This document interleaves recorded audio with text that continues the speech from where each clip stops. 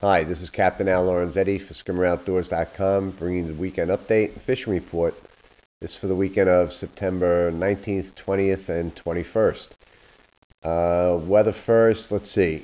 Friday, blowing east, northeast, going to be tough outside. Inshore should be fine for fishing, and that wind is going to continue into Saturday. So, Friday, Saturday look a little bit tough, but Sunday things flattening out pretty nice.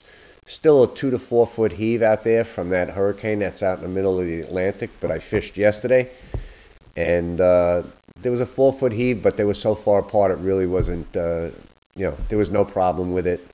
And Fire Island Inlet now, even with a heave on, passable, not even a problem, just scoot right out. If it was last year, you couldn't have gotten through Fire Island Inlet, to tell you the truth. So that's good. Fishing news, yesterday I fished on Thursday, and it turns out that, I don't know if I just got lucky, but I decided to spend some time on the bunker pods, looking for maybe a little thresher shark or some kind of action bluefish, and as it turns out, I did manage to pull 3 striped bass. Found a good little school that was active and had a 30-pound fish and 2 20-pound fish. And then later in the day, found another school that was loaded with huge bluefish.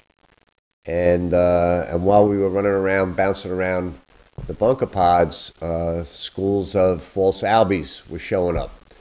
Just, not a lot, 1 or 2 schools, and they'd pop up about every half hour, and we got lucky. As I was running to a bunker pod, a school popped up right in front of the boat.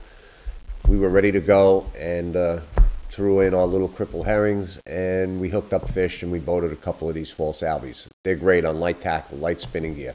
I want to mention, the way to catch them, you have to use fluorocarbon line. Fluorocarbon leader, I use about a 2-foot piece to a very tiny swivel, a 50-pound Spro swivel, 15-pound fluorocarbon, and I use a 1/2 ounce to 3/4 ounce cripple herring. I try to cast it beyond the school, pull it through, tip down in the water, and crank as fast as you can. That's the way to hook up with these fish. So I had a great day. Hopefully there's more fish out there, and maybe it's the beginning of some striped bass action, because up till now it's been slow, but I'm really excited about this. Maybe an early start, and maybe there's some fish around. We can have a good time with it.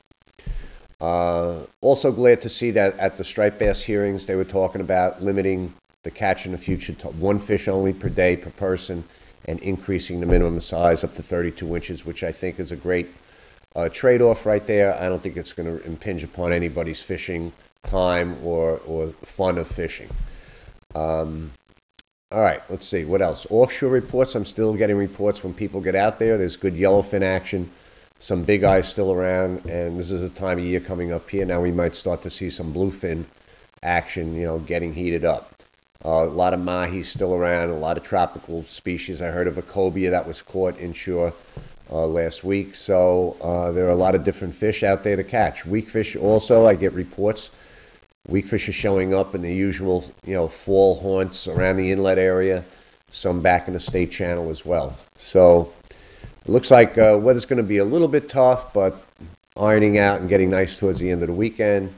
A lot of different fish to catch out there, so get out there by all means and have fun. Also, I want to mention, subscribe to Skimmer Outdoors on YouTube if you can, and hit the little check mark for notifications, and then you'll be the first to get our fishing reports or any other thing that we post up there. When something is posted, you're going to be made aware of it immediately.